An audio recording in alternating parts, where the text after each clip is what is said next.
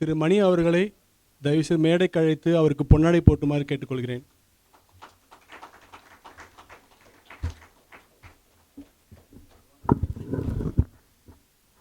மதிப்பிற்கும் மரியாதைக்கும் உரிய ஐயா பட்டிமன்ற பேச்சாளர் ஐயா ராஜா அவர்களுக்கு எங்களது விரலி குடும்பத்தின் சார்பாகவும் அனைவரது சார்பாகவும் இந்த பொன்னாடையை நான் போற்றுகிறேன்.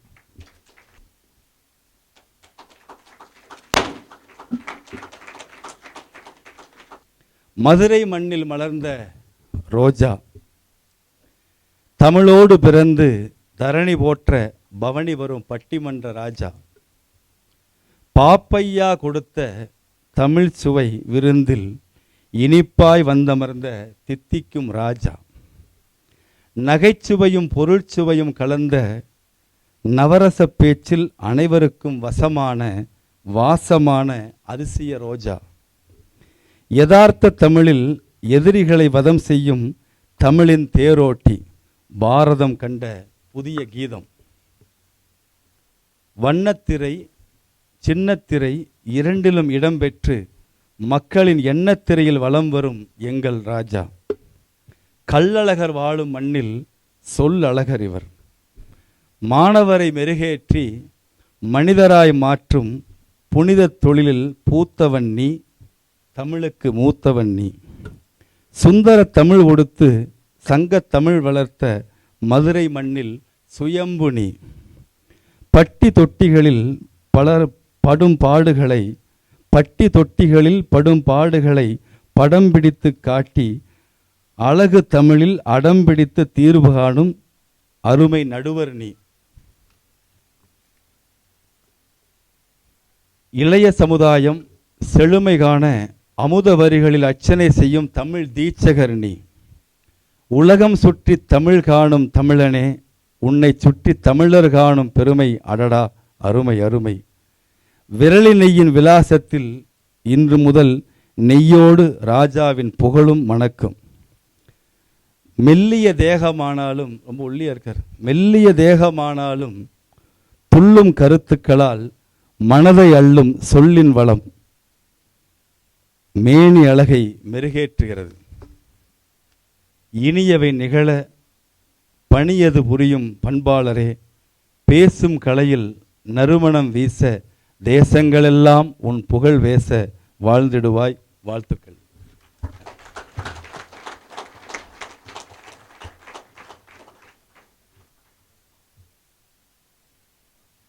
அடுத்து நம்முடைய ஆர்வமாக அவர் பேச்சை கேட்க உட்கார்ந்துருக்கோம்.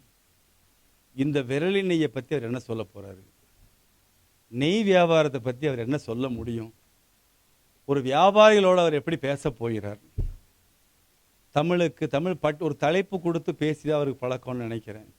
அப்படிப்பட்ட அவரை ஒரு வியாபார சந்தையில் கொண்டு வந்து நிப்பாட்டி நமக்கெல்லாம் எப்படி ஒரு நெய் சத்தாக இருக்குதோ அவருடைய பேச்சும் சத்தாக இருக்க வேண்டும் என்று மீண்டும் நம்மளுடைய எல்லோருடைய பாராட்டுதலுக்கும் கரகோஷத்துக்கு மத்தியிலே அவரை பேச வருமாறு அன்போடு அழைக்கின்றோம். விரலி குழுமத்தின் சார்பிலே நடைபெறுகின்ற இந்த நிகழ்வுக்கு வருகை தந்திருக்கக்கூடிய நிறுவனத்தின் தலைவர் மற்றும் பங்குதாரர்களே, பெங்களூரிலிருந்து வந்திருக்கக்கூடிய அருமை தம்பி அவர்களே,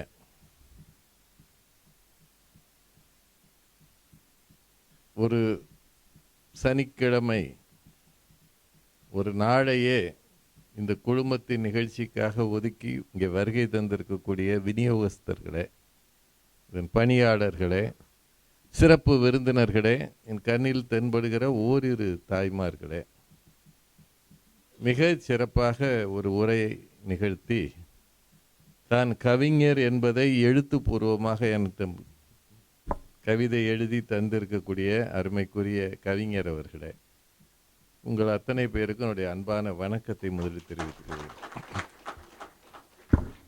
இவர் அளவுக்கு எனக்கு விஸ்தீரணமாக பேச தெரியாது. அவர் காலையிலிருந்தே பேசியிருக்கிறார். நாங்களாம் நெய் மாதிரி ஒரு சொட்டு விட்டோன்னே அது போதும்னு நாங்கள் விட்டுருவோம். இதுவரைக்கும் இல்லாத ஒரு ஆர்வம் இன்னைக்கு எங்க வீட்டம்மாவுக்கு நான் கிளம்பும் போது நெய் தருவாங்களான்னு கேட்டாங்க. நாங்க பொய் வித்தே பழகிட்டோம். இங்க நெய் விற்கிறவங்களோட என்னத்தை பேசுறது? எப்போதுமே பெண்கள் சிந்தனை ஒரு சின்ன வட்டத்துக்குள்ள குடும்பத்துக்குள்ளேயே தான் இருக்கும். எங்க போனாலும் சரி, அது இயல்பு. அது வேறு எதுக்கும் அவங்களுக்குள்ள முகத்தில் ஒரு ஆர்வம் வராது. இப்போ நிறைய கூட்டங்களுக்கு போகிறோம், ஒவ்வொரு கூட்டத்திலையும் ஒரு துண்டை தூக்கிட்டு போவோம். அது பயன்படுதோ இல்லையோ ஒரு துண்டை போட்டுருவாங்க, இந்த ஆடையை பொன்னாடையாக போர்த்துகிறேன் அப்படின்னு போட்டுருவாங்க. அதெல்லாம் நம்ம கொண்டு போகலனாலும் அவங்க கவலையே பட மாட்டாங்க. வந்து என்ன செய்ய, இது இடத்த அடைக்குது இது அப்படின்வாங்க. நான் கூட தான் இடத்த அடைக்கிறேன், நான் இனி வேணா தூக்கி ஓரமாக போடுங்க அப்படின்லாம் சொல்ல முடியாது. அவங்களுக்குன்னு ஒரு ஸ்டைல் இருக்குது. இதை விட சில நிகழ்ச்சிகளை கட்ட கொடுப்பாங்க, பார்த்துருக்கீங்களா? சில இதில் என் படத்தை ஒன்று பெருசாக போட்டு இவர் தான் ராஜான்னு கீழே எழுதி காணாமல் போனவர்னு மட்டும் போட மாட்டான், மற்ற எல்லாமே அதில் போட்டு என் கையில் கொடுத்து விட்டுருவாங்க. அது சில சமயம் கனமாக இருக்கும். ஒரு முறை ஹைதராபாத்தில் இது மாதிரி ஒரு நிகழ்ச்சிக்கு போயிட்டு லேட் ட்ரெயின், இது ஃப்ளைட், அது ராத்திரி 10 மணிக்கு என்னவோ நிகழ்ச்சி முடித்து அங்கேருந்து விமானத்தில் வரணும். அவங்க அந்த சார்மினார் மாதிரி ஒரு உலோகத்தில் செஞ்சு என் கையில் கொடுத்துட்டாங்க. சார்மினார் பார்த்துருக்கீங்களா? அந்த ஒரு டூம் டூமாக இருக்குது, அது பூரா குத்துற மாதிரி இருக்குது. ஃப்ளைட்டில் என்னை ஏற்ற மாட்டேங்கிறான், இதை கொண்டு நீ போகக்கூடாதுன்றான். நான் சொன்னேன், இது வேணும்னு நான் சொல்லலையா, அவன் தான் கொடுத்தான். டிக்கெட்டையும் கொடுத்து இதையும் கொடுத்துட்டான். ஜெட் ஏர்வேஸு, எனக்கு நல்லா ஞாபகம் இருக்குது. ஃப்ளைட் கிளம்ப போகிறது, அவன் செக்யூரிட்டியில் நீ போகாதேன்றான். நான் போகணும்ப்பா, எனக்கு இதுதான் விட்ட ஃப்ளைட் இல்லைன்னு. நல்ல வேளை அந்த ஜெட் ஏர்வேஸ்கார பையன் ஒருத்தன் தமிழ் பையன் இருந்தான். அவன் எப்படியோ என்னை பார்த்துட்டான். அவன் சொன்னான், நீங்கள் இதை விட்டு போங்க, நான் சைடில் கூடி வந்து கொடுத்துருன்றேன். அதை தான் செஞ்சான் அவன். நான் விட்டு வந்துட்டேன், எனக்கு இது வேணவே வேணாயா, இது இதுக்கு என்ன செய்ய அப்படின்னு. இதெல்லாம் வாங்கி நாங்கள் சேர்த்து வச்சு ஒன்றும் ஆக போகிறது இல்லை. ஆரம்ப காலத்தில் ரொம்ப ஆர்வமாக இருந்தது. இப்போ கல்யாணம் பண்ணோன்னே அந்த அம்மாட்ட திரும்ப திரும்ப பேசுகிறோம்ல, அது மாதிரி கல்யாணம் பண்ணோன்னே ஆரம்பத்தில் திரும்ப திரும்ப பேசுவோம். அது இப்படி திரும்பிச்சுனா என்னம்மா, இப்போ அது திரும்ப சொன்னாலே நம்ம திரும்ப மாட்டோம். அந்த அம்மா வந்து ஏன்யா அப்படின்னா, போ போ போ. இந்த ஆரம்ப கால சூரத்தனம் அப்படின்வாங்கல்ல, அது மாதிரி வாழ்க்கையில் நிறைய உண்டுங்க. பெண்களுக்குன்னு சில எதிர்பார்ப்புகள் உண்டு. ஐயா மாதிரி கவிஞராக இருந்தால் ஒவ்வொரு நாளும் அந்த அம்மாவை பற்றி ஒரு கவிதை எழுதி கொடுத்துடலாம். உன்னை பற்றி நானே எழுதியது. இப்போ நான் இதை எழுதி கொடுத்தேன்னா அந்த அம்மா சொல்லுவோம், உனக்கு பேசவே வராது, கவிதை எப்படி வரும், நீ எல்லாம் என்னத்தை கவிதை எழுதுனேன்னு என்னை கண்டுபிடிச்சி விடுவாங்க. ஆனால் ஒரு வாடிக்கையாளர் கூட்டத்தில் அல்லது விநியோகஸ்தர்கள் கூட்டத்தில் இவ்வளவு நேரம் இவர் பேசி இருக்கிறார்ன்றதே இவரது புலமைக்கு ஒரு சரியான சான்று. அதுக்காகவே அவரை பாராட்டணும். நீங்கள் எல்லாருமே அவரை பாராட்டணும். அவர் பாரதத்திலிருந்து சொல்கிறார், கடவுள் வந்து யாசகம் கேட்டார். ஏன்னா அது புண்ணியமெல்லாம் கொடுத்து தான் ஆகணும். கர்ணன் படத்தில் பார்த்துருப்பீங்க, அதை எல்லாத்தையும் கொண்டு வந்து அவர் நல்லது செய்யணும் அப்படின்றாரு. இந்த நல்லது செய்யணுன்ற எண்ணம் இருக்கு இல்லையா, அது இந்திய தர்மத்திலே வந்த ஒரு பழமையான சிந்தனை. அது நல்லது செய்தல் ஆற்றீராயினும் அல்லது செய்தல் ஓம்புமின்னு பழைய தமிழ் சொல்லுச்சு. நீ நல்லது செய்யாட்டி கெடுதல் பண்ணாத, நம்ம ஊரில் சொல்லியிருக்கிறாங்க. ஆதி முதலே நம்ம தமிழில் என்ன சொல்லியிருக்கிறோன்னா, எல்லாருக்கும் நல்லது செய், மனத்துக்கண் மாசிலன் ஆதல், உன் மனசில் குற்றம் இல்லாமல் இரு, சுத்தமாயிரு, அனைத்து அரண் ஆகுல நீர பிற. அந்த குறளில் ஒரே வரி தான், மனசுக்குள்ள எந்த கல்மிஷமும் இல்லாதிரு, குற்றம் இல்லாதிரு. இது மாதிரி நிறைய சொல்லியிருக்கிறாங்க. நல்லது செய்கிறது அவ்வளோ எளிமையானது இல்லைங்க, ரொம்ப கஷ்டம். நம்ம ஊரில் நல்லது செய்கிறதுன்றது ரொம்ப கஷ்டம். சூழ்நிலை அப்படி இருக்கு. போன வாரம் தூத்துக்குடியில் ஸ்பீக் நகர்னு ஒன்று இருக்கு. தூத்துக்குடி ஆள் யார் இருக்கீங்களா? பார்த்தீங்களா பேப்பரில்? இல்லை யார்கிட்டையும் கேட்டிங்களா? ஸ்பிக் நகரில் வேலை பார்க்குற, தூத்துக்குடி ஸ்பிக்கில் வேலை பார்க்குற ஒரு மேனேஜர். நான் இப்போ தான் அதுக்கு வந்தேன். ஒரு மாதம் முன்னாடி ஸ்பிக்கு ஒரு மீட்டிங் வந்தேன். அந்த ரோட்டில் ஒரு நாள் போயிட்டு இருக்கிறாரு. இப்போ தான் 3 நாள் தான் ஆச்சு பேப்பரில் வந்து. 2 வீலர் போயிருக்கிறார். ஒரு ஆள் வந்து லிஃப்ட் கேட்டிருக்கான். ஐயா வண்டியை நிறுத்தியிருக்கான். அவருக்கு 58 வயசாகிறது. சின்ன பையனும் இல்லை. லிஃப்ட் கேட்டிருக்கான். இவர் பின்னாடி ஏற்றிருக்கிறாரு. என்னை அது போகிற வழியில் இறக்கி விட்டுருங்கன்னு. ஏறினோடனே முதுகில் கத்தியை வச்சுட்டான். இவர் ஏறி யோசிங்க எப்படி இருக்கும்னு. 2 வீலரு இவர் ஓட்டுறாரு. அப்படியே கழுத்துக்கு நேர கத்தியை திணிச்சிட்டான். நான் சொல்கிற இடத்துக்கு போன்ட்டான். அவரை கடத்திட்டாங்க. கடத்தி அவங்க வீட்டம்மாவுக்கு தகவல் சொல்லி 85 பவுன் நகை வாங்கியிருக்கிறாங்க. அந்த அம்மா வீட்டில் இருக்கிற அத்தனையும் கொண்டாந்து கொடுத்த பிறகு அவரை விட்டாங்க. நல்ல வேலை வேறு ஒன்றும் பண்ணல. ஆனால் 85 பவுன் அவுட்டு. அவர் செஞ்ச ஒரே ஒரு பாவம் என்னன்னா அவனுக்கு லிஃப்ட் கொடுத்தது தான். இது எல்லா பத்திரிகையிலையும் வந்திருக்கு. இனிமேல் யாராவது லிஃப்ட் கேட்டா அப்பா சாமி கத்தி இருக்காடா. இந்த உலகத்தில் நல்லது செய்வது என்பது ரொம்ப கஷ்டம் இல்லைங்களா? இப்போ வணிகர்கள் உங்களை மாதிரி விநியோகஸ்தர்கள் ஏற்கனவே உலக பிரச்சனையில் இருக்கிறீங்க. சொல்லவும் முடியல, சொல்லாமல் இருக்கவும் முடியல. 3 எழுத்தில் என் மூச்சு இருக்கும்னா இப்போ நம்ம இந்தியாவே 3 எழுத்துல தான் இருக்கு. ஜிஎஸ்டின்றதுக்கு பேர் என்ன, அது என்ன ஏதுன்னு யாருக்குமே தெரியல. ஒரு ஆடிட்டர் இது நல்லதுன்றாரு, இன்னொரு ஆடிட்டர் கெட்டதுன்றாரு. ஏதாவது ஒன்று சொல்லியா?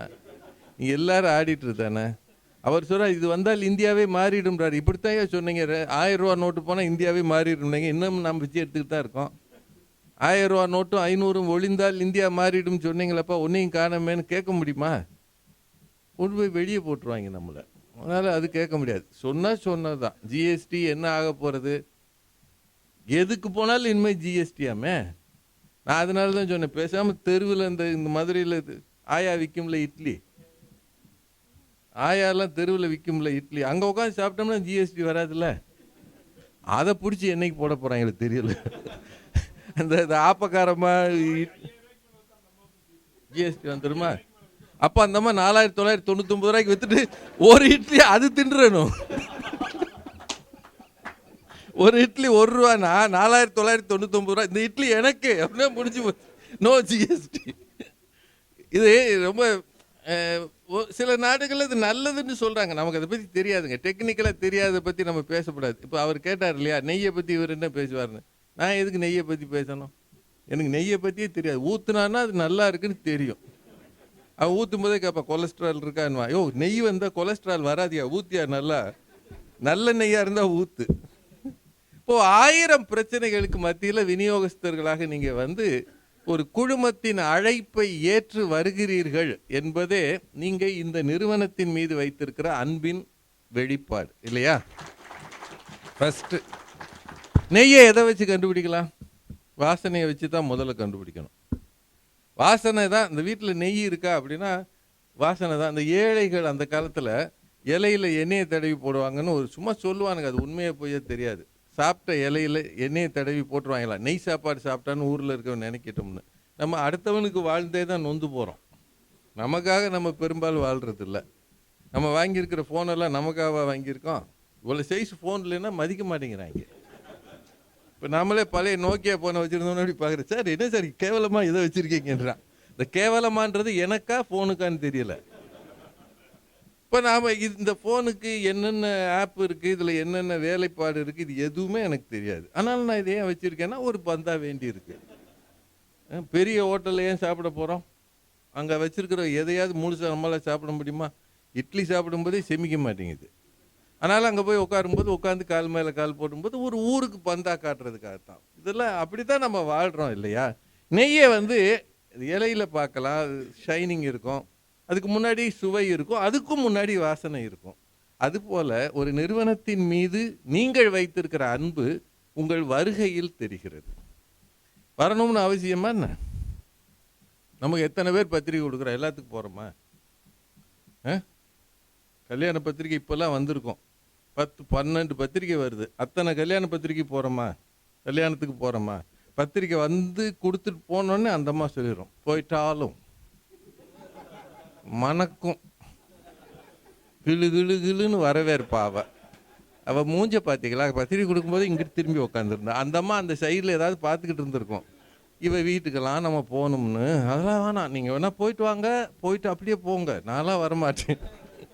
சில வீட்டு பத்திரிக்கை வரும் முன்னாடி இந்த அம்மா நம்மளை ரெடி பண்ணும். அவங்க வர்றாங்களாம், பத்திரிக்கை கொண்டு வராங்க, உட்காருங்க உட்காருங்க, நீங்கள் எங்கேயும் போயிடாதீங்க, அவங்க வரும்போது நீங்கள் இருக்கணும். இப்போது அவங்களுக்குள்ள ஒரு விருப்பம் இருக்கிறது. எல்லாத்துக்கும் நம்ம போகிறது இல்லையே, எல்லா கல்யாணத்துலையும் போய் சாப்பிட்றது இல்லையே. ஒரே நாளில் 3 கல்யாணம் இருக்குன்னு வைங்க. பெரிய வீட்டு கல்யாணத்துக்கு நிறைவாக போவோம், சாதாரண கல்யாணத்துக்கு முதலாக போவோம். ஏன்?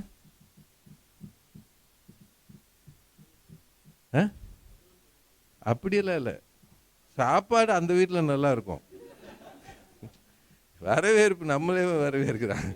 கல்யாணத்தில் யாருங்க வரவேற்கிறது இல்லை. இப்போ வரவேற்கிறது ஆள் போட்டுறாங்கல்ல. இந்த சினிமாவில் ரிச் கேர்ள்ஸ்ன்னு இருக்கும், பார்த்துருக்கீங்களா? சினிமாவில் எனக்கு கொஞ்சம் சினிமா தெரியும், நடிக்க போயிருக்கிறதுனால. ஏதோ அப்பா மாமனார்னார்ல, அதுலேயே சும்மா சாதாரண கேர்ள்ஸு ரிச் கேர்ள்ஸுன்னு இருக்கும் சினிமாவில். அது இப்போ சென்னையில் எல்லா வீட்டு கல்யாணத்துலேயும் பலன்னு இந்த நார்த் இந்தியன் பொண்ணுகளை கொண்டாந்து நிறுத்தி அதுகளுக்குன்னு ஒரே மாதிரி ட்ரெஸ் போட்டு அதுதான் கும்பிடுது. அதுக்கு மாப்பிள்ளையும் தெரியாது, நம்மளையும் தெரியாது. அது நம்மளையும் மாப்பிள்ளையும் ஒரே மாதிரி தான் பார்க்கும். ஏன்னா அதுக்கு 2000 ரூபா கொடுத்தோன்னே சாயந்தரம் போயிடும். சொந்தக்காரங்க வரவேற்கிறதுல இப்போ குறைஞ்சி போச்சுல்ல. ஏன் விசேஷ வீட்டுக்கு, பெரிய வீட்டு கல்யாணத்துக்கு நிறைவாக போவோம்னா 12 மணிக்கு அங்கே போனோம்னா அப்படியே சாப்பிட்டு வந்துடலாம். இதுக்கு 11 மணிக்கு போயிட்டு இன்னொரு முக்கியமான கல்யாணம் இருக்குது வந்துடுறேன்னு சொல்லிட்டு போயிடலாம். அவனும் நம்மளை கண்டுக்கிட மாட்டான். ஒரு ஆள் கம்மினா அவனுக்கு சந்தோஷம் தான். அப்போது எத்தனை அழைப்பு இருந்தாலும் ஒரு சில அழைப்புகளை தான் மனதில் வாங்கி கொள்கிறோம். நீங்கள் இந்த அழைப்பை மனதில் ஏற்றுக்கொண்டிருக்கிறீர்கள், அதனால் ஒரு நாளை நீங்கள் இவர்களுக்கு தந்திருக்கிறீர்கள். இதுவே இந்த நிறுவனத்தின் வளர்ச்சியில் உங்களுக்கு இருக்கிற அக்கறையை வெளிப்படுத்துகிறது அப்படின்னு நான் எடுத்துக்கிறேன். உலகத்தில் ரொம்ப சிக்கலானது எதுனா விற்கிறது, ரொம்ப கஷ்டமானது எது? விற்பது. அங்காடி தெரு அப்படின்னு ஒரு படம் வந்தது, பார்த்துருப்பீங்க. அங்காடி தெரு பார்த்தீங்களா? அந்த சென்னையில் இருக்கிற தீநகர் ஏரியாவில் அஞ்சலி கூட நடித்தாங்களே. அப்படி சொன்னால் நிறைய பேருக்கு தெரியும். ஏன்னா அதுதான் முக்கியம். அஞ்சலி, ஜெயின்னு ஒரு நடிகர் இருக்காரு, அதெல்லாம் இப்போ சொல்ல முடியாது. சரி, அவங்க 2 பேரும் ரொம்ப பிரியமாக இருக்கிறாங்கன்னு கேள்விப்பட்டோம். அதனால் அந்த அஞ்சலி நடித்த படம் அது. அதில் ஒரு வரி வரும், விற்க தெரிஞ்சவன் தான் வாழ தெரிஞ்சவன். ஜெயமோகன், எழுத்தாளர் ஜெயமோகனோட வசனம் அது. விற்க தெரிஞ்சவன் தான் வாழ தெரிஞ்சவன். இந்த உலகத்தில் நீங்கள் வாழ தெரியணுமா, முதல்ல விற்க தெரியணும். இப்போ எனக்கு பேசி தெரிகிறது, நான் என்னோட பேச்சு ஆற்றலை, அதுக்காக தமிழை விற்கிறோம்னு சொல்லிடாதீங்க. அது வேறு. சில பேர் இவர்கள் தமிழை விற்று பிழைக்கிறாங்க. தமிழ் விற்கிற அளவுக்கு சாதாரண பொருளா என்ன? அது காலங்களை கடந்து நிற்கிற மிகப்பெரிய சொத்து. அது தமிழனின் அடையாளம். தமிழல்ல விற்கிறது. இந்த ஆற்றலை விற்கலாம். எப்படி பேசுறது, எங்கே என்ன சொல்றது, it's a kind of a technique. எந்த விஷயத்தையும் அவரவர் ஸ்டைலில் பேசுறது. இப்போ அவர் சொன்னார் இல்லையா, இவர் எதிரில் பேசுகிறவரை வாங்கி திரும்ப சொல்லுவார்னு. இது நானாக ஒரு டெவலப் பண்ணிக்கிட்டது. பட்டிமன்றம்னா அவரவர் கருத்துக்களை அவரவர் பேசிக்கிட்டு போன காலமும் இருந்தது.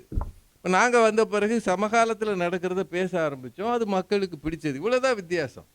அதனால் எதை நீங்கள் மக்கள் மத்தியில் எடுத்து செல்கிறீர்களோ முதல்ல அது விற்பனையாகும். அது ஆவது 2ஆம் பட்சம். முதல்ல எடுத்துகிட்டு போகணும். இப்படியே எல்லாத்தையும் அடுக்கி வச்சுட்டு இருந்தானே விற்கணும்ல. நம்ம கடைக்கு வரவன் எத்தனை கவனத்தில் வருவான். நீங்கள் முதல்ல விற்கிறதுன்றது எவ்வளோ பிரச்சனைன்றதை பாருங்களேன். கடைக்கு வர்றாலாம் படு சந்தோஷமாகவே வரும், விரட்டி விட்டு வந்தாலாம் இருக்கும். அப்போ தான் போய் வீட்டில் பைக்கை நிறுத்திப்பேன். நான் அதை வாங்கிட்டு வர சொன்னேன், வாங்கிட்டு வந்தீங்களா?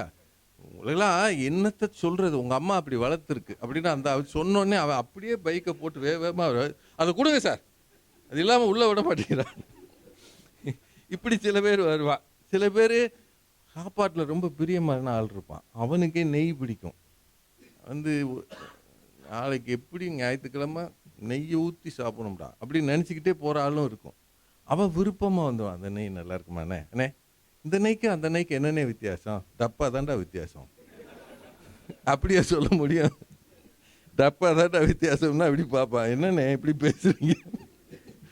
நாம அப்போ அடுத்த ஸ்டேஜ் அவர்கிட்ட வந்து இல்லைங்க, இந்த நெய் வந்து இந்த ஊர்ல இருந்து வருது, இந்த ஊர் பகுதியில் நிறைய இருக்கு, தாராபுரம் பகுதி ஏரியாவில், ஒட்டஞ்சத்திர ஏரியாவில் நிறைய பால் பொருட்கள் கிடைக்கிறது, இது ரொம்ப பாரம்பரியமானது, ஏற்கனவே இந்த பேரில் இருந்துச்சு இல்லைங்க, அதுதாங்க இந்த நெய் இப்படின்னு 2 வார்த்தை சொல்லிட்டீங்கன்னு வைங்களா, பழக்கம் எடுத்துகிட்டு போயிடுவான்.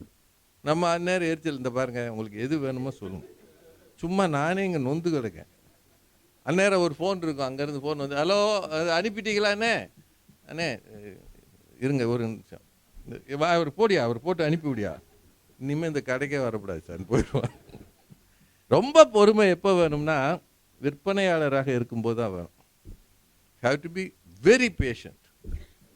நீங்கள் இந்த சேல்ஸ் டெக்னிக் அப்படின்றது, சேல்ஸ்மேன்ஷிப்ன்றது ரொம்ப பெருசுங்க, அதுக்கு நிறைய இருக்குது. மார்க்கெட்டிங் படிக்கிறவங்களுக்கு தெரியும். இந்த தம்பி அமெரிக்காவில் படிக்கிறார், அவருக்கு தெரியும். வால்மார்ட்னு ஒரு நிறுவனம் இருக்குது அமெரிக்காவில். ஒவ்வொரு கடையும் போய் பல ஊரில் கடை இருக்கும், ஆனால் ஒரு கடை என்ன அமைப்பில் இருக்கோ அதே மாதிரி தான் எல்லா ஊர் கடையும் இருக்கும். நுழைஞ்ச உடனேயே என்ன பொருள் ஒரு கடையில் இருக்கோ அது எந்த ஊருக்கு போனாலும் அதே தான் இருக்கும். அதான் வால்மார்ட்டோட சிறப்பு. நுழைஞ்ச உடனே பார்த்தீங்கன்னா ஸ்வீட் சாக்லேட்ஸ் வச்சுருக்கானா, எந்த ஊர் கடைக்கு போனாலும் நுழைஞ்ச உடனே அந்த சாக்லேட் தான் இருக்கும். நம்ம ஊரில் நம்ம கடைகள் எப்படி வச்சுருக்கோம்ட்டீங்க, காலுக்குள்ளேயும் கைக்குள்ளேயும் போட்டு கடைகள் விதவிதமாக இருக்குது. இப்போ தான் புதுசு புதுசாக பேக்கெட் போட்டு விற்கிறாங்க. இப்போ டிஸ்பிளே அப்படின்றது ரொம்ப முக்கியமானது. இப்போ விரலி நெய் இது விற்கணும் அப்படின்னா டிஸ்பிளே முக்கியமானது. இது கண்ணில் படும்படி நீங்கள் வச்சிங்கன்னா இது வியாபாரமாகும். ஆமாம், உண்மைதானங்க. நம்ம நிறைய விஷயங்களை மாறிட்டோம் பாருங்களேன். ஒரு 40-30 வருஷத்துக்கு முன்னாடி இங்கே இருக்கிறதுல ஒரு 2-3 பேர் தான் கொஞ்சம் வயதில் கூடினவங்க. வீடுகளில் நுழைஞ்ச உடனே என்ன இருந்தது, உங்கள் பழைய வீடு நினச்சி பாருங்க. முதல்ல ஒரு திண்ணை இருந்தது. இதுக்குள்ளே போனீங்கன்னா காந்தி படம், நேரு படம் இருந்திருக்கும். எல்லா வீடுகள்லையும் இருந்தது, எங்கள் வீட்லேயுமே இருந்தது. அப்புறம் அவங்க எந்த சாமியை கும்பிட்றாங்களோ அந்த சாமி படம் இருக்கும். அதுக்கு கொஞ்சம் கீழே அந்த வீட்டு பெரியவங்க படம் இருக்கும். இவங்களெல்லாம் உயரத்தில் வச்சுருப்பாங்க, அதை விட கொஞ்சம் கீழே அவங்க வீட்டு பெரியவங்க. அப்புறம் சின்ன குழந்தைங்க இருந்தால் அதுக்கு சடையை போட்டு பூவெல்லாம் வச்சு, ஆம்பளை பயலுக்கு வச்சு ஒரு படம் இருக்கும். பொம்பளை பிள்ளையாக இருந்தால் இந்த பெரிய பிள்ளை ஆகும்போது பின்னாடி ஒரு தாளம்பூ பின்னல் போட்டு அதை தூக்கி முன்னாடி போட்டு ஒரு கண்ணாடி வச்சு இப்படி நிற்கும் அது. ஏன்னா இதை பார்த்தா வர்றவன் கட்டிக்கணுமா. இப்போ மட்டும் ஒரு பொண்ணுக்கு அப்படி போட்டோம்னா ஒரு வேலும் கட்ட மாட்டான். இப்போ தலை பின்னாலே அவங்க கட்ட மாட்டாங்க. அதனால் இந்த அளவுக்கு ஒவ்வொருவருக்கும் வீட்டில் ஒரு இடம் இருந்ததா? நான் இன்னைக்கு உங்கள் வீட்டில் பெரியவங்களுக்கு முன்னாடி இடம் இல்லை, திண்ணை இடம் இல்லை, காந்தி காமராஜர் கிடையவே கிடையாது. அதுக்கேற்ற மாதிரி தான் நாம் இப்போ இருக்கிறோம். நேர்மைன்றது தொலைஞ்சு போச்சு. வயதானவர்கள் படங்களே கிடையாது. பார்த்து பார்த்து உங்கள் தாத்தா பார்த்தியாடா, அந்த காலத்து மனுஷன்டா அப்படி சொல்கிறதுக்கெல்லாம் அன்னைக்கு வாய்ப்பு இருந்தது. இன்னைக்கு நம்ம படத்தையே மொபைலில் எடுக்கிறான், பிரிண்டே போடுறதில்ல. என்னைக்கு செல்ஃபி வந்ததோ ஒரு நாளைக்கு 50 படம் எடுக்கிற ஆள்லாம் எனக்கு தெரியும். எந்திரிச்சதுலேருந்து எந்திரிச்சோன்னே இப்படி திருப்பி வச்சு எடுத்துறான். அது என்னடா அதே மூஞ்சி தானே இருக்கும். படுக்கும்போது இருந்தது புதுசாக மாறியா இருக்க போது அதே மூஞ்சி எடுத்துறான். வண்டியில் ஏறினா எடுக்கிறாங்க, தொங்கிக்கிட்டு எடுக்கிறான் செல்ஃபி. அப்போது இது வந்த பிறகு மறைக்கப்படுகிறது, வெளிப்படுத்தப்படுவதில்லை, உணர்வுகள் மாறி போனது. Display is very important. இவர் தான் எங்கள் தாத்தான்னு நினைவுபடுத்திக்கிட்டே இருந்தாங்க. இப்போ நம்ம அதெல்லாம் மாற்றிட்டோம். வயசானவங்களுக்கு இடமே கிடையாது. பொருட்களை நீங்கள் எவ்வளவு தூரம் டிஸ்பிளேயில் வைக்கிறீங்களோ, முன்னாடி பார்க்க வைக்கிறீர்களோ, அது உங்களுக்கு கஸ்டமர்ஸுக்கு ஒரு தூண்டுதலாக இருக்கும். ஒன்று. ரெண்டாவது, வச்சுட்டு அப்படியே விட்டுறக்கூடாது, அவ்வப்போது துடைக்கணும். அதை இப்போ இன்னைக்கு வைக்கிற 10மே இன்னைக்கு விற்றுருமா? விற்காதுல்ல. 10ல் 3 விற்றுருக்குன்னு வைங்க, மீதி 7ல் ஏற்கனவே நம்ம ஊர் தூசி ஊர். நான் அடிக்கடி சொல்கிறது உண்டு, மாசி வீதி இல்லை, மதுரை தூசி வீதின்னு. மேலே மாசி வீதி இல்லை, மேலே தூசி வீதி. இப்போ என் மேலே தூசியாக ஊற்றுனீங்கல்ல, இதுக்கு பதிலாக இப்படி நெய்யை ஊற்றிருக்கலாம், கொஞ்சம் கலராவது ஆயிருந்து. இதெல்லாம் எங்கள் கல்யாணங்களில் இல்லையா.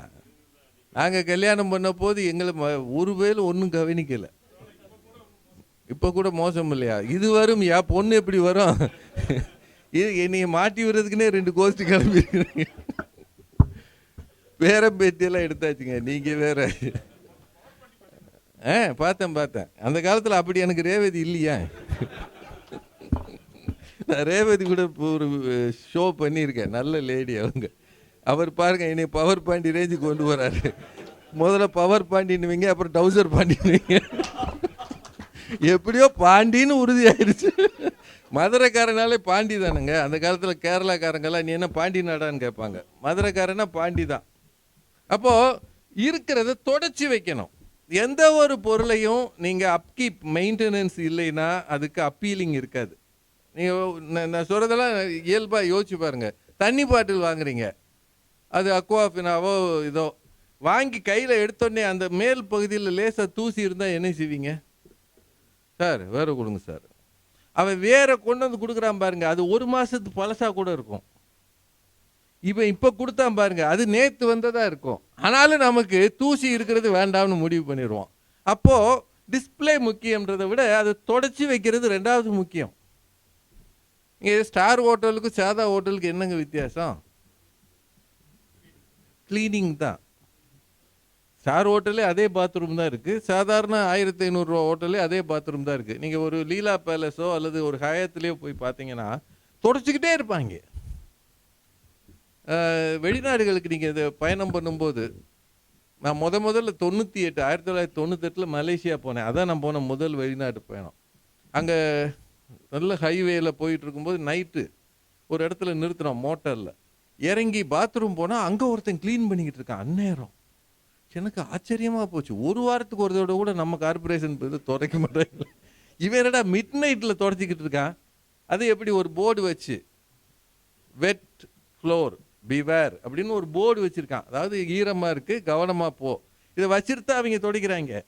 நம்ம ஊரில் விழுந்த பிறகு தான் அது சொல்லுவான், கண்ணு எங்கே வச்சுருக்க, அதான் ஈரமாக இருக்குல்ல பார்த்து போகிறது, துடைக்கிறோம்னு தெரியுதுல்ல. நான்லாம் துடைக்கிறதே ஜாஸ்தி. எப்படி நம்ம ஆயிட்டோம் பார்த்தீங்களா? அப்போது அப்கீப் அண்ட் மெயின்டெனன்ஸ் எவ்வளவு முக்கியமானது. நீங்கள் எதை வேணாலும் வச்சுக்கோங்க. புதுசாக டிவி வாங்கி உங்கள் வீட்டில் வைக்கிறேனுக்கு எப்படி பார்த்துப்பீங்களா? அவங்க குடும்பமே உட்காந்து பூஜை போடும். பயலுக்கு ஓடியாந்து ஒரு துணி எடுத்து இப்படி துடைப்பாங்க. அந்த அம்மா சேலை எடுத்து துடைக்கும். நம்மளை கூட அப்படி முந்தானியில் துடைச்சிருக்காது. அவளும் இந்த ஒரு 15 நாள் கழிச்சு அதை பாருங்க, அம்புட்டும் அவ்வளவு படத்தை விட படங்கள் அதில் தெரியும். கலர் கலராக இருக்கும், தூசி. So we don't have any maintenance. நம்ம ஊரில் வாங்குகிற அத்தனை அரசு பஸ்ஸுகளும் வேஸ்ட்டாக போகிறது எதனாலன்றீங்க சொல்லுங்க? தனியார் பஸ்ஸுக்கு அரசு பஸ்ஸுக்கு என்ன வித்தியாசம்? மெயின்டெனன்ஸ் தான் வித்தியாசம். மறந்துடாதீங்க.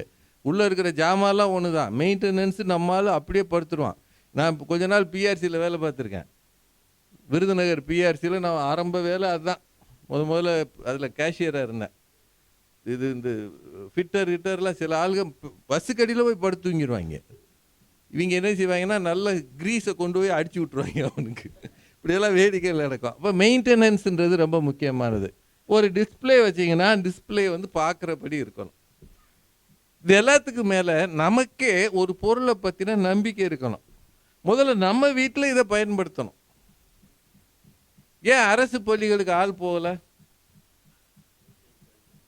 அரசு பள்ளி வாத்தியாரே அவர் பிள்ளைய வர்ற வழியில் தனியார் பள்ளியில் விட்டு வர்றாரு. அப்புறம் அவர் பிள்ளை எப்படி மற்ற பிள்ளை எப்படி வரும்? யோசிங்க. அவரே 2 வீலரில் அவர் பிள்ளைய கொண்டு வந்து அந்த மெட்ரிகுலேஷனில் விட்டுட்டு அவர் மட்டும் உள்ள வந்து ஏய் வாங்கடா வாங்கடா அப்படின்னா உன் மகளை இங்கே கூட்டுவாயா அப்படி சொல்லுவானா இல்லையா? சார் எங்கே என் பிள்ளைய படிக்க வைக்கிறோம்ன்றது அவரவர் விருப்பம். ஆனால் கூட நாம் ஒரு பொருளை என்டார்ஸ் பண்ணுகிறோம்னா நாம் அதை பயன்படுத்தி இருக்கணும். பயன்படுத்தி ஒரு நேரமாவது சுவையை அறிந்திருந்தால் மட்டும்தான் நாம் மற்றவங்களுக்கு சொல்ல முடியும். தாஜ்மஹாலே பார்க்காம தாஜ்மஹாலை பாடம் நடத்தின வாத்தியார் எத்தனை பேர்? எனக்கு தெரிய நிறைய பேர். தாஜ்மஹாலை பார்த்ததே இல்லை. டேய் தாஜ்மஹால் உலக அதிசயம். அவங்க கீழே உட்காந்து பார்த்தீங்களா சார்? டிவியில் பார்த்தேன்டா. போங்க சார் உட்காருங்க சார். இப்போது நமக்கு அதை பற்றிய நேரடியான அனுபவம் இருக்கணும். அதற்கு நீங்கள் என்ன செய்யணும்? முதல்ல உங்கள் வீடுகளை கொஞ்சம் பயன்படுத்தணும். இதெல்லாம் சொல்கிறதுனால கோவப்படாதீங்க. ஒரு தடவை வீட்டில் அந்த அம்மாட்ட கொண்டு போய் ஏமா இது எப்படி இருக்குன்னு பாரு அப்படின்னு மட்டும் சொல்லுங்க. ஏன்னா சமையலில் அட்வைஸ் பண்ணீங்கன்னா அதை விட கொடுமை எதுவும் கிடையாது. உண்மையா சமையலுக்கு மட்டும் அந்த அம்மாவை அட்வைஸ் பண்ணுங்க, சட்டாலமாக கோவம் வரும். அவங்க அப்பாவை பற்றி பேசினாலும் கோவம் வரும், அட்வைஸ் பண்ணாலும் கோவம் வரும். ரெண்டுலேயும் அப்படி கொதுக்கு பெரிய கிழிச்சிங்க. உங்களுக்கு என்ன தெரியும், நான் தான் எல்லாம் பார்க்குறேன். அதனால் சும்மா பணிவா எப்பவும் கேட்குற மாதிரி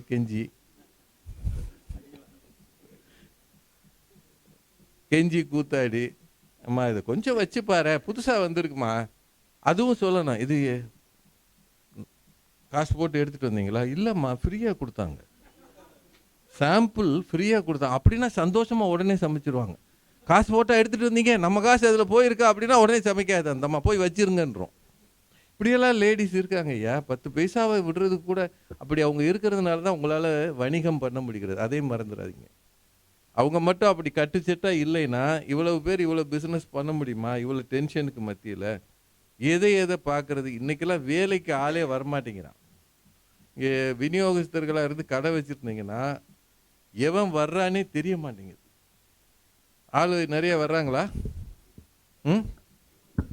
தமிழ்நாட்டில் அருகி போனது வேலைக்கு ஆட்கள்.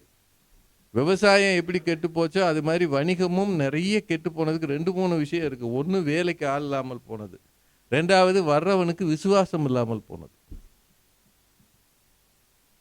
விசுவாசம்ன்ற சொல்லு இருக்கு பாருங்க, சுத்தமாக இல்லை. அப்படின்னு நீங்கள் கண்ணை முன்னீங்கன்னா அதுக்குள்ளே ஒன்று அடிச்சிடுவான். உங்கள் கண்ணில் தூசி விழாமல் நீங்கள் பார்த்துக்கணும். நிஜங்க, நான் இருக்கிற பகுதி முழுக்க வணிகர்கள் இருக்கிற ஏரியா. ஒரு வருஷம் ஒரு கடையில் வேலை பார்த்தானா அடுத்த வருஷம் அவனே கடை போட்டுறான். முதலாளிகிட்டே சொல்லாமா, முதலாளி கடை இங்கே இருக்கு, திறப்பு விழாக்கு வரீங்களான்றான். அவர் காசுக்கு அவரே திறப்பு விழா பண்ணிட்டு இருக்காரு. எவ்வளோ கவனமாக இருக்க வேண்டியிருக்கு பாருங்க. 3வது பிரச்சனை அரசியல் பிரச்சனை. அது நம்ம சொல்லவும் முடியாது, சொல்லாமல் இருக்கவும் முடியாது. நிரந்தரம் இல்லாத அரசியல், நெருக்கடி நான் கட்சியை சொல்லலை, எல்லா கட்சிகளையும் தான் சொல்கிறேன். இவன் யாரோ ஒருத்தருக்கு பிறந்தநாள் கொண்டாடுறதுக்கு நீங்கள் ஏன் காசு கொடுக்கணும் கேட்குறாங்களா? யாரோ ஒருத்தருக்கு கூழ் ஊற்றுறதுக்கு நாம ஏன் காசு கொடுக்கணும்? இப்படியெல்லாம் இருக்குல்ல. யார் பிறந்தாலும் நோட்டை தூக்கிட்டு வந்துடுறாங்கல்ல. அண்ணாச்சி போன வருஷம் 5000 ரூபா எழுதுறீங்கன்றான். இவர் 5000 ரூபான்றதுக்கு எத்தனை செய்வார்னு இவருக்கு தெரியாது. சொல்கிறானே, அண்ணாச்சி போன வருஷம் 5000 ரூபா எழுதுறீங்க அப்படின்னா பக்கத்தில் இன்னும் 2 கை தேடி இருப்பான். அவர் 10 போடுவாரப்பான்றான். அவன் 10 ரூபா போடுவார்ப்பா. அண்ணாச்சி என்ன யாருன்னு நினச்சேன், அவர் பெரிய கைப்பா, 10 ரூபா போடுவார் அப்படின்றான். இவர் நான் எப்படா சொன்னேன், என் பேரில் நீங்களா எழுதிக்கிட்டு இருக்கீங்க. இவங்களே சமாளிக்கணும். இது தவிர முன்னாடி வரைக்கும், இனிமேல் அது வருமானு தெரியலை, இந்த லோக்கல் சேல்ஸ் டேக்ஸு, போன டேக்ஸு, வந்த டேக்ஸு. இங்கே உலகத்தில் 2 பேருக்கு தான் ரொம்ப பயப்படுவீங்க. ஒன்று மனைவி, இன்னொன்று ஆடிட்டர். ஆடிட்டருக்கு என்ன விளக்கம் சொன்னாலும் அவர் கோவமாக பேசுவார். அவர் ஏன் ஆடிட்டர்களுக்கு இவ்வளோ கோவம் வருதுன்னு எனக்கு தெரிய மாட்டேங்குது. அவருக்கு நீங்கள் தான் சம்பளம் கொடுக்குறீங்க. ஆனால் 2 பேர் பார்த்தாங்கன்னா இவர்கிட்ட வேலை பார்க்குறாருன்னே கண்டுபிடிச்சிடுவாங்க. ஆடிட்டர் நம்ம வேலை பார்க்குற மாதிரியே இருக்கும். என்ன நீங்கள் கணக்கு வச்சுருக்கீங்க சார்? அதை பார்க்க தான் சார் உங்களை கூப்பிட்ருக்கோம், சரி பண்ணி கொடுங்கண்ணா. அப்படியெல்லாம் இருந்தால் நான் இந்த ஆடிட்டராக இருக்க மாட்டேன். நான் உங்களை பாருங்க, நான் உங்களை பொண்ணு அப்படி இப்படின்னு இவர் நிறைய பேர் எனக்கு தெரியும். அவர் சார் இன்னைக்கு ஆடிட்டரை பார்க்க போகிறேன் சார். எதுக்கே இவ்வளோ பயப்படுற? நீ தானே அவருக்கு காசு கொடுக்குற, ஆடிட்டரை மாற்றிடு அப்படின்னா. இல்லை சார் எல்லா ஆடிட்டருமே அப்படித்தான் சார் இருக்காங்கன்றாரு. எத்தனை பேரை மாற்றினாரு? இப்போ இத்தனை நெருக்கடிகளுக்கு மத்தியில் பிஸ்னஸ் பண்ணணும். இதில் முதலீடு இருக்குது, பேங்க்குக்கு ஃபோன் பண்ணணும், செக் வந்தால் பாஸ் ஆகணும், நமக்கு வர வேண்டியவன் கொடுக்கணும். இது எல்லாத்தையும் பார்த்துட்டு ஒரு நிறுவனத்தினுடைய விநியோகஸ்தராகவும் இருக்கிறோம். இது தவிர நம்ம பிள்ளை, வீட்டம்மா, சொந்தக்காரங்க, வர்றவன் போகிறவன், நண்பர்கள், வாட்ஸ்அப்பு, அது ஒரு முக்கியமான பிஸ்னஸ் ஆயிடுச்சு இல்லையா? 10 நிமிஷத்துக்கு ஒரு தடவை வாட்ஸ்அப்பை பார்க்கலன்னா நமக்கு தூக்கம் வர மாட்டேங்குதுல. என்ன வந்திருக்கு பாரு, பிக் பாஸு,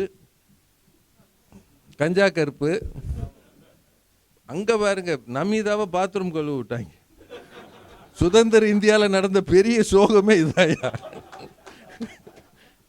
இவ்வளோ காலம் 75 வருஷம் சுதந்திரம் வாங்கி நமீதாவுக்கு இந்த பொழப்பாயா? அதை அது நடந்து போனால் ஒரு சின்ன இவ்வளோ பெரிய ஏரியாவை அடைச்சிக்கிட்டு போகுது. அது அது தமிழ். அதை விட கொடுமை என்னன்னா, இவரெல்லாம் கவிதை எழுதியிருக்கிறாரு. நீராறும் கடலூர்த்து அவங்க விடிய விடிய பாடுறாங்க. உண்மையில சொல்ற, வெளிநாட்டுக்காரன் கூட ஒழுங்கா பாடுவானையா. தப்பு தப்பா தப்பு தப்பா. அதை நேற்று வேற திரும்பவும் போட்டாங்க. தினம் நீராறும் கடலூர்த்த போறேன். அவன் என்ன முடிவு பண்ணிட்டாங்கன்னா, தமிழ் தாய் வாழ்த்தை ஒழிக்கணும்னு முடிவு பண்ணிட்டாங்க. தினம் என்னென்னவோ பாடுறாங்க. தப்பு தப்பா. அது பள்ளிக்கூடமா, அதில் சினேகன் வாத்தியாராம். அந்த பொண்ணு வந்து இது எழுதுனது தாய் மாணவர்னு சொல்லுது. வாத்தியார் பேசாமல் இருக்காரு. வாத்தியாருக்கு முதல்ல தெரியணுமா இல்லையா, எழுதுனது மனோன்மணியம் சுந்தரம் பிள்ளைன்றவர். அவர் தான் எழுதினார்ன்றதே வாத்தியாருக்கு தெரியல. ஆனால் அவர் குச்சை வச்சுக்கிட்டு அவங்க உட்காந்துருக்கிறாரு. இப்போ தினம் பள்ளிக்கூடம் போகிறாங்க, தினம் சண்டை போடுறாங்க. என்னமோ பணம் தர்றாங்களாமே. பணம் தர்றதுனா 100 நாளைக்கு வெளி உலக தொடர்பே இல்லாமல் இருக்கிறதுக்கு நம்மால் தயாராகிட்டான். உலகம் எப்படி இருக்குன்றதுக்காக சொல்கிறேன். நாமளும் அதை திட்டிக்கிட்டே பார்க்க தயாராகிட்டோம். வேற ஒன்றும் இல்லைங்க. அடுத்த வீட்டுக்குள்ளே என்ன நடக்கிறது கேமரா வச்சு பார்க்குறதானே இது, இல்லையா? இல்லையா? இப்போ நம்ம உலகத்தில் வாழ்க்கை என்பது எப்படி இருந்தது? சின்ன சின்ன அறைகள். ஒரு காலத்தில் அறைகளே இல்லாமல் நீள நீள தொகுப்பு வீடுகளாக இருக்கும். பத்தி பத்தியாக இருக்கும். இங்கே அண்ணன் தம்பி இருப்பாங்க, இங்கிட்டு அப்பா பெரியவங்க இருப்பாங்க, இங்கிட்டு தாத்தா பாட்டி இருக்கும். ஒரு தொந்தரவு இல்லாமல் இருந்தது. பிரைவசின்னு அறைகளை அடைச்சி வச்சோம். இப்போ அதுக்குள்ளே கேமரா வச்சு பார்க்க ஆரம்பிச்சிட்டோம். எவ்வளவு கீழே போயிருக்கிறோம்ன்றதுக்கு இதெல்லாம் உதாரணம். நம்முடைய ரசனை எங்கே போயிடுச்சு பாருங்க, கீழே போயிடுச்சு. அதில் இப்போ நானும் கவிஞர் பேசிகிட்டு இருக்கோம்னு வைங்க, அவரை பார்த்தானே உங்களை மாதிரி கவிதை எழுத முடியாதுண்ணே அப்படி சொல்லிட்டு அங்கிட்டு போய் என்னத்தை எழுதுறாரு இருந்தால். இவரெல்லாம் கவிஞன் கொண்டாந்து உள்ள இந்த ஆள் எப்போ இதை விட்டு வெளியே போகிறாரோ அப்போ தான் நான் நல்லா இருப்பேன். பிக் பாஸ் இவரை முதல்ல அனுப்புங்க.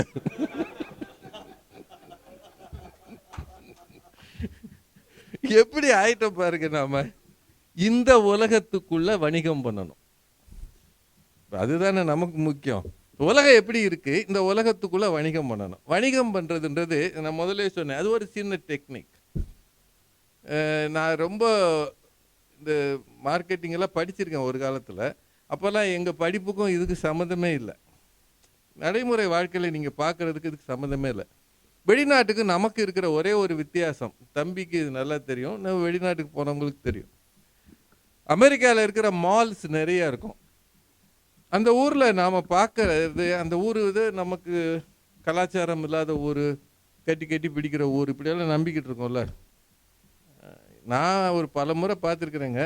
என் கவனத்தில் அப்படி யாரும் பார்த்தது இல்லை. அவன் கல்ச்சரில் அவன் ஏதோ நெருக்கமாக இருப்பான், அவ்வளோதான். நம்ம ஊர் அதை விட மோசமாக போச்சு. அதான் உண்மை. நீங்கள் புதுசாக கல்யாணம் ஆனவங்க ரயிலில் உங்கள் பக்கத்தில் பயணம் பண்ணாங்கன்னா பாருங்கள், அவங்க அப்பா அம்மா முன்னாடி உட்காந்துருக்காங்க. இவங்க சினிமா மாதிரியே நடந்துக்கிறாங்க. அவங்க அப்பா அம்மா முன்னாடி உட்காந்துருக்காங்க. இன்னும் இந்த ரயில் போய் இறங்கினோடனே போக வேண்டியது தானே. இவங்கெல்லாம் எங்கே கிடந்துடா வந்தாங்க இப்படின்னு எனக்கு தோணும். நம்ம என்ன செய்ய முடியும்? அவங்க அப்பா அம்மாவே சிரிச்ச மோமா உட்காந்துருக்காங்க. அதில் அவங்க அம்மா தான் இப்படி வைக்கப்படும். அவங்க அப்பா அவங்க அம்மாவை பார்ப்பாரு, நம்ம காலத்துல எல்லாம் இது இல்லாமல் போச்சு. எல்லாத்துக்கும் ஒரு எல்லை இருக்குல்லங்க, ஒரு வரைமுறை இருக்குல்ல, ஒரு அளவு இருக்குல்ல. அதெல்லாம் நம்ம ஊரில் ரொம்ப குறைஞ்சி போச்சுன்னு எனக்கு தோணும் இப்போதைக்கு. ஏன்னா நாம மேலை நாட்டு நாகரிகத்தை வாங்கிக்கிட்ட வேகம் இருக்கு இல்லையா, இது ரொம்ப அதிகபட்சம். ஜிஎஸ்டியை திணிச்ச மாதிரி இது தயார் பண்ணாமலே கொடுத்தது தப்பு இல்லை. தயார் பண்ணிட்டு கொடுக்கணும் இல்லையா? தயார் பண்ணாம நீங்க ஒரு சட்டி காயாம அதுல மாவை ஊத்துனீங்கன்னா மாவா தானங்க இருக்கும், தோசையாகாதுல்ல. சட்டியே காயலையே, அதுக்குள்ள வரும் மாவா கொட்டினா பெரிய பெரிய இட்லி போல சைஸ்ல வரும், விளங்காது. அது இப்போ அப்படித்தான் இங்கே நடந்துகிட்டு இருக்கு. நம்ம கலாச்சாரத்தையும் அப்படிதான் வாங்கியிருக்கிறோம். வெளிநாடுகளுக்கு நீங்க போனீங்கன்னா, ஒரு ஷாப்புக்குள்ள நுழையிறீங்கன்னா யார் போனாலும் சரிங்க ஹாய் அப்படின்றான். உள்ள நுழைஞ்ச உடனே ஹாய் ஹவ் ஆர் யூ. நமக்கு முதல்ல அந்த இங்கிலீஷ் புரியறதுக்கு லேட் ஆகும். ஆனால் புரிஞ்சதுன்னு வைங்க, நமக்கு ஒரு ஈஸியான மொழி இருக்கு, இதை வச்சே சமாளிச்சிடலாம் தம்பி. எங்கே போனாலும் ஆமாம் சிரிச்சுக்கிட்டே. அப்புறம் போய் நாங்களாம் போய் சுற்றி பார்ப்போம். பார்த்தா நம்ம கொண்டு போன காசு பெரிய சாதாரண பணம். அதை வச்சு அங்கே போய் என்ன வாங்குறது? எடுத்து பார்த்தோம்னா $1500 சில வாட்சஸ், $5000 சில நகை. இதெல்லாம் போய் எங்கே வாங்குறது? அவ்வளோத்தையும் சுற்றி பார்த்துட்டு வெளியில் வரும்போது hi, have a nice day அப்படின்வா. நம்ம அரை மணி நேரம் ஒரு ஒரு பொருளாக தொட்டு தொட்டு பார்த்துருக்கோம். சில பொருளை எடுத்து காட்ட சொல்லியிருக்கோம், ஆனால் ஒன்றுமே வாங்கலைனாலும் வெளியேறும்போது அவள் ஹேவ் எ நைஸ் டே. நம்ம ஊரில் சொல்லுவானா? நல்லா யோசிங்க. அரை மணி நேரமாக ஒரு ஒரு இதாக போகுது. அதை எடுங்க அண்ணே, இந்த அதை எடுங்கண்ணே, அண்ணே இதை கையில் மாட்டவானே, பார்க்க வேணே, இவ்வளோ பார்த்துட்டு கடைசியில் அப்போ வரவானே அப்படின்னா, ஏய் இரு, எதுக்கு வந்த? வேலை இல்லாத நினச்சியா? ஏண்டா நீ இருக்கிறதெல்லாம் எடுத்து போட்டு பார்ப்ப, திரும்பி போயிடுவேன், இன்னொரு தடவை இந்த பக்கம் வந்தால் மவனை தொலைச்சி போடுவேன், அப்படி தானே சொல்லுவான். ஆனால் அந்த ஊரில் இன்னைக்கு வந்திருக்கிறான், இவன் இன்னைக்கு வாங்க முடியலை, ஆனால் நாளைக்கு வருவான்ற நம்பிக்கையில் they always expect a potential customer to leave the premises. வெளியே இருக்கிறவன் பொட்டன்ஷியல் கஸ்டமர் நம்புகிறாங்க. இது ஒரு வகையான சேல்ஸ் டெக்னிக். நம்ம ஊரில் நம்ம என்னைக்காவது செஞ்சுருக்கோமா? கடுகடுன்னு இருக்கும். இதை விட இன்னும் கொடுமையான இதெல்லாம் இருக்குது. ஒரு முறை ஒரு ஜவுளி கடைக்கு சென்னைக்கு போயிருந்தேன் நான். ஜவுளி கடைன்னா நான் பெரிய கடை, 10 மாடி. இன்னும் ஒரு 10 நிமிஷம் பேசலாமா? இல்லை உங்கள் நேரமும் முக்கியம், உங்கள் அஜெண்டா இருக்கு இல்லையா, அதுவும் முக்கியம். நேரம் கடந்து பேசுறதுல எனக்கு உடன்பாடு இல்லை. ஆனால் நல்லா கேட்குறீங்களே, சிரிச்ச முகமாக இருக்கீங்களே. இப்படித்தான் நம்ம ஊரை கெடுத்து வச்சிருக்கோம். ஒரு சென்னையில் என்னோட மச்சின ஒருத்தர் இருக்கார், பிரதர் இன் லா. அவருக்கு திடீர்னு ஒரு முறை நான் போயிருக்கும்போது எனக்கு சட்டை வாங்கி கொடுக்கணும்னு ஒரு ஆசை. நீ டிவியில் நிறையா வரையெல்லாம் உனக்கு நான் சட்டை வாங்கி தரேன்னார். நான் சொன்னேன், நானே வாங்கிக்கிறேங்க, நீங்கள் விட்டுருங்க என்ன. அவர் மகன் நான் 3 பேர் போயிருக்கோம். பனகல் பார்க்கில் ஒரு பெரிய கடை. அங்கே போனால் நுழைஞ்ச உடனேயே இந்த சாதாரண சீரோவா அந்த சட்டை அடுக்கி இருக்கிற இடத்துல கூட்டு போகிறான். யார்? மச்சினனோட பையன். அவனு பெரிய பையன்தான். அவன் என்னை கொண்டு போய் அங்கே விடுறான். நான் அந்த சட்டையெல்லாம் இப்போ போடுறது இல்லை.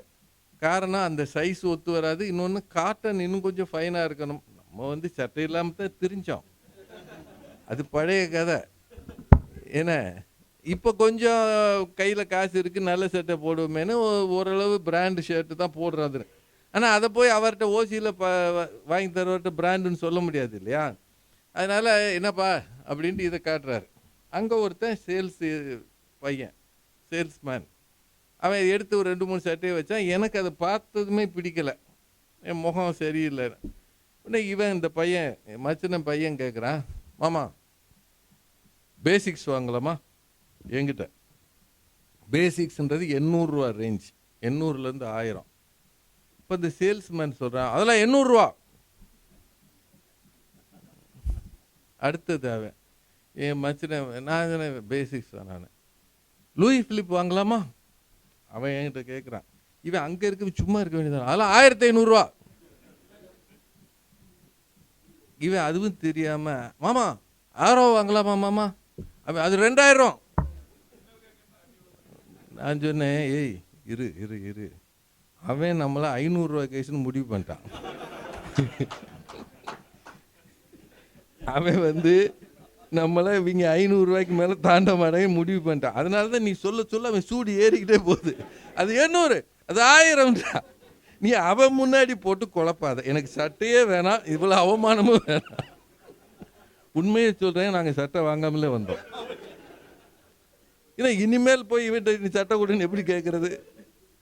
ஒன்றும் இல்லைங்க, நான் 500 தான் வாங்குகிற தகுதியோடு நான் இருந்திருந்தா, ஒருவேளை அவன் எப்படி என்னை சரி பண்ணியிருக்கானே, இது 500 ரூபாண்ணே, ஆனால் இதை விட இது நல்லா இருக்கும்ண்ணே உங்களுக்கு அப்படின்னு சொல்லியிருந்தா, ஒருவேளை நான் சிரமப்பட்டு கூட 800 ரூபாய்க்கு வாங்கியிருந்திருப்பேன் இல்லையா? இப்போ சேல்ஸ்ன்றது என்ன? அவன் விரும்பியதை விட நீங்கள் விரும்பியதை அவன் வாங்க செய்வது, இவ்வளவுதான் விஷயம். அவன் விரும்பி உனக்கு வராயா, நீங்க என்ன விரும்புறீங்க, எதை விற்க நினைக்கிறீங்களோ அதை அவன்கிட்ட விற்கணும். இதுக்கு தான் சேல்ஸ்மேன்ஷிப், இதுதான் டெக்னிக். அவன் எதை வாங்க வந்தானோ அதையும் கூட வாங்க விடாம அனுப்புறதுக்கு பேர் என்ன? நல்லா யோசிங்க, சரியான டெக்னிக். நீங்க நம்ம விளம்பரங்களை பார்த்து ஏமாறுகிற உலகம் இது. நான் எந்த விளம்பரத்துக்காகவும் சொல்லலை, ஆனால் எப்படி ஏமாத்துறாங்கன்றதுக்காக சொல்கிறேன். ஆர்டிகா கோல்டு கம்பெனிக்கு வாங்கன்னு ஒரு விளம்பரம் இருக்குது, பார்த்தீங்களா? அது என்ன விளம்பரம்? அது உங்க கனவுக்கு பணம் ஒரு தடையா இருக்கலாமா? நீங்க அடகு வச்ச நகையை அன்னைக்கு ஆன்லைன் ரேட்டுக்கே வாங்கி மிச்ச ரூபாயை உங்களுக்கு கொடுத்துருவோம் அப்படின்னு ஒரு விளம்பரம் வருது. இது என்ன வேலை இது? நமக்கு உங்க கனவுக்கு பணம் ஒரு தடையா இருக்கலாமா அப்படின்னா என்ன அர்த்தம்? உங்க நிறைய கனவுகள் இருக்கு, அதுக்கு பணம் தடையா இருக்கக்கூடாது, அதானுங்க. அப்படின்னா நமக்கு பணம் கிடைக்க போகுதுன்னு தானே அர்த்தம் இல்லையா? ஆனால் அந்த நகை அடகுல இருந்தாலும் அப்பப்போ 500 1000 கட்டி மீட்டுடலாம். இப்போ அந்த நகையை இவங்க காசு கொடுத்து வாங்கி அதில் ஒரு ஏரியாவை எடுத்துட்டு மிச்சத்தை நம்ம தலையில் கட்டி நகை இல்லாமல் அனுப்பிடுவாங்க. அதானுங்க இது, அதானே இது. 1 லட்சம் கஸ்டமர் ஊர் பூரா இருக்கானா நொந்து போய். இப்போ வெறும் விளம்பரங்கள் உள்ளுக்குள்ள பார்த்தீங்கன்னா வேறவா இருக்கும். விளம்பரங்களை நம்பி ஏமாறுறதெல்லாம் இப்படித்தான். நானும் 1-2 விளம்பரங்களுக்கு போயிருக்கேன், இப்போ போறது இல்லை. ஏன்னா அதில் ஏதாவது பிரச்சனைனா நம்மளை கூப்பிட்டு வைறாங்க. உங்களுக்கு தான் தெரியுமே, ஈமு கோழிக்கு போனவன் பூரா வசவாங்க. எனக்கே ஞாபகம் இருக்கு, அது வந்த புதுசில் எங்கள் பட்டிமன்ற பேச்சாளர்களில் ஒரு 2-3 பேர் இந்த பக்கம் இருக்கிறவங்க ராஜபாளையம் பக்கம் அங்கே ஈமு கோழி வளர்க்க போகிறோம்னாங்க. நான் சொன்னேன், ஒழுங்கா பிள்ளைய வளர்த்து பாரு, ஈமு கோழியை வளர்த்து என்ன பண்ண போகிறேன்னு. விளம்பரங்களை பார்த்து ஏமாறுபவர்கள். விளம்பரங்கள் அல்ல நிரந்தரம். ஒன்று உங்களது தரம், அதற்கு விரலி உத்தரவாதமாக இருக்கிறார்கள். 2வது உங்கள் அணுகுமுறை. 3வது இந்த நிறுவனத்தை நீங்கள் நினச்சா வளர்த்துடலாம். ஒன்று கடவுள் அருள் இருக்கணும், இவர்களது ஈடுபாடு இருக்கணும், 3வது உங்களது ஒத்துழைப்பு இருக்கணும். 3 தான். மேல இருந்து ஒரு உத்தரவு வரணும், அது இறைவன் அருள். எல்லாரும் நல்லது செய்யணும்னு நாம் நினைக்கிறோம்ல, நம்ம பங்குக்கு என்ன நல்லது செய்ய முடியும்? நல்ல பொருட்களை மக்களுக்கு கொடுக்க முடியும். இந்த ஊரில் கஞ்சா சாக்லேட் வரைக்கும் விற்கிறான். யாருக்கு காசு கொடுத்துட்டு?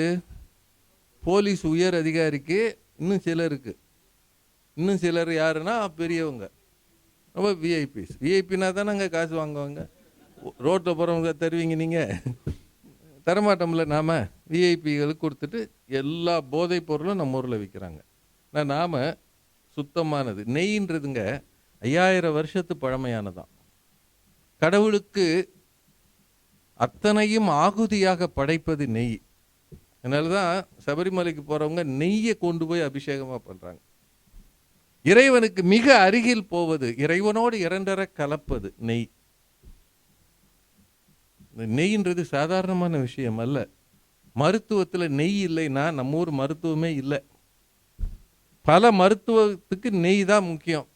இங்கே நான்வெஜ்ஜில் பிரியாணி சாப்பிட்டாலும் நெய் தான், விளக்கேற்றினாலும் நெய் தான். கடவுளுக்கான விளக்கேற்றும் போது நெய் விளக்கு அப்படின்றது அத்தனை பெருசு. இப்போ இறைவனுக்கு மிக அருகில் இருப்பது, உணவுகளில் உன்னதமானது, வியாதி வந்தால் மருந்தாக பயன்படுவது, அத்தனையும் நெய் தான். ஆயுர்வேதத்தில் சரி, நெய் இல்லாத இதே இருக்காது. சேர்மானம் நெய்ன்றது சுத்தமானதும் பசு நெய்யாக இருக்கும். இப்போ இவ்வளவையும் உள்ளடக்கிய ஒரு உன்னதமான பொருளை நாம் மக்களுக்கு கொடுக்குறோம். இப்போ அதுக்காக பெருமைப்படணும். ஏதாவது நல்லது செய்யணும்னு நினச்சா நல்ல பொருட்களை மக்களுக்கு கொடுக்கணும். மோசமான பொருட்கள் இருந்தால் அதை நாமே தள்ளி விட்டுடலாம் இல்லையா? இப்போ பொதுமக்களுக்கு நல்லவற்றை வழங்குகிற, விநியோகம் பண்ணுகிற, இந்த விநியோகம்ன்றது ஒரு நல்ல சொல்லுங்க, பரிமாறுவதுன்னு அர்த்தம். நமக்கு சமைக்கிறத விட பரிமாறுறதா ரொம்ப முக்கியம். இப்போ நம்ம பஃபேல பரிமாறுறதுன்றது இல்லாமல் போச்சு. பஃபே சாப்பிட்றோமே, அதில் பரிமாறுதல் இல்லை. நான் பரிமாறுவது ஒரு கலை. சமையல் பண்ணி முன்னாடியெல்லாம் அப்படி இருந்தது. பெரிய இலை போட்டு குடும்பமே உட்காந்து, தாத்தா பாட்டி எல்லாரும் பெரியவங்க எல்லாம் இருந்து அப்படியே வைப்பாங்க. இப்போவும் செட்டிநாட்டில் அது இருக்குது, பரிமாறுவது இருக்குது. கல்யாண விருந்துகளில் போனீங்கன்னா அருமையான விருந்து பரிமாறுவாங்க, வரிசையெல்லாம் வைப்பாங்க. வீடுகளில் சில சமயம் அந்த அம்மா என்ன பண்ணிடும்னா, சாப்பிட்டு முடிச்சுப்போ ஐயோ அப்பளம் வைக்க மறந்துட்டனே அப்படின்னும். இது நடக்குதா இல்லையா? ஐயோ அந்த கூட்டம் அங்கே வச்சுருந்தேன், அது எப்படியோ மிஸ் ஆயிடுச்சுன்னு. சமைக்கிறது முக்கியம் இல்லை, பரிமாறுறதா முக்கியம். சமைக்கிறது முதல் தரம், பரிமாறுவது அதை விட மேலானது. பந்தி பரிமாறுறதுன்றது பெருசு. முகம் பார்த்து பரிமாறணும், வச்சதே திரும்ப வைக்கப்படாது, தேவையில்லாமல் வைக்கப்படாது. சின்ன பையனுக்கும் பெரிய ஆளுக்கு ஒரே அளவு வைக்கப்படாது. அவன் விரும்புகிறானா 2 அப்பளத்தை அவனுக்கு வைக்கணும். அவர் சாப்பிட மாட்டேங்கிறாரா, ஒரு ஸ்வீட்டை எடுத்துடணும். இப்போ பரிமாறுவது எவ்வளவு முக்கியமானது இல்லையா? அப்படித்தான் நீங்களும் இவர்கள் உருவாக்குகிறார்கள். இது சமைப்பதை போல, ஆனால் மக்கள் மத்தியில் எடுத்து செல்வது பரிமாறுவதை போல. நீங்கள் சரியாக இருந்தால்தான் இது முன்னேறும். இந்த முன்னேற்றம் வரும். எல்லாத்துக்கும் மேல வணிகம்ன்றது சேர்ந்து வளர்வது. வணிகம்ன்றது என்ன? சேர்ந்து வளர்வது. இந்த ஹாக்கி ஃபுட்பால் இதெல்லாம் பார்த்துருக்கீங்களா? ஹாக்கி ஃபுட்பால்லாம் டீம் கேம்னு சொல்லுவாங்க. இங்கேருந்து ஒருத்தன் ஒரு பாஸ் பண்ணுவான், இந்த பாஸ் பண்ணதை வாங்கி அங்கே இருக்கிறவன் அடிப்பான். கோல் இவனுக்கு தான். யார் பேரில் வரும்? மெஸ்ஸி தான் கோல் போட்டான்னு வரும். ஆனால் பாஸ் பண்ணாம பாருங்க, இங்கேருந்து ஒருத்தன் அப்படி கொடுத்தான் பாருங்க, அவன் கொடுக்கலன்னா இவன் அடிச்சிருக்க முடியாது. 2 பேருக்கும் மொத்தத்தில் அந்த நாடு முன்னேறுகிறது, அந்த நாட்டுக்கு பெருமை கிடைக்கிறது. அது மாதிரி தான் வணிகமும். இங்கேருந்து ஒருத்தர் பாஸ் பண்ணுறாரு, இங்கேருந்து ஒருத்தர் அதை இலக்கை நோக்கி செலுத்துகிறார். அது மாதிரி இதில் 2 பேருக்கு பெருமை இருக்கணும். நீங்களும் வளர்கிறீர்கள், அவர்களும் வளர்கிறார்கள்.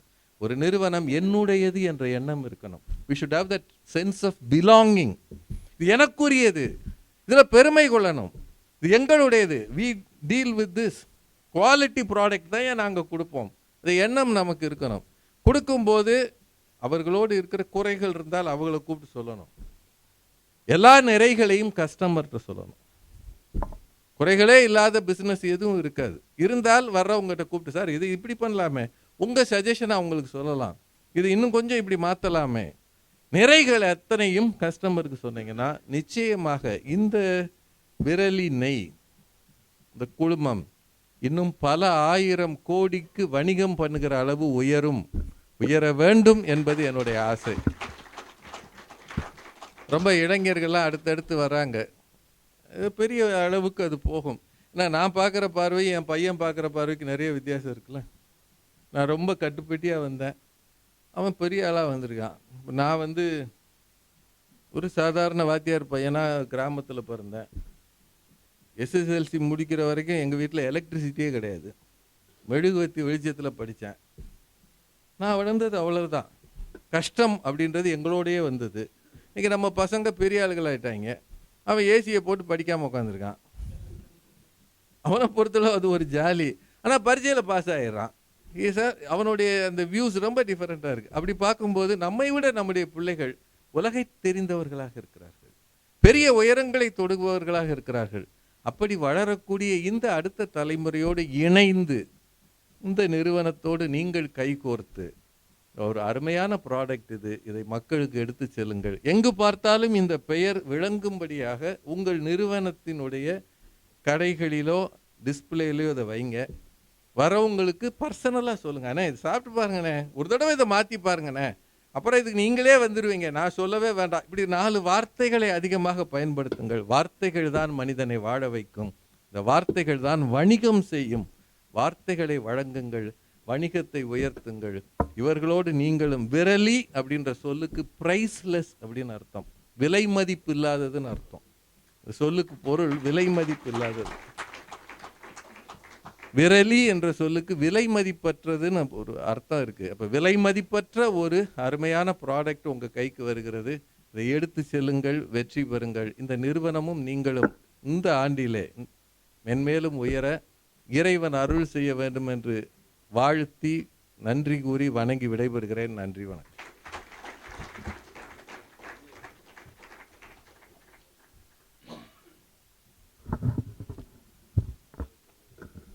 அது ராஜா சாருடைய பேச்சை கேட்டோம். அதாவது மிக அழகாக ஒரு பொருள் கலந்து அறிவுரை கூறி நகைச்சுவை நிறைந்து ஒரு மிகப்பெரிய விநியோகஸ்தராக தயாரிப்பாளராக அவரே பேசிய விதம் ரொம்ப அருமையாக இருந்துச்சு.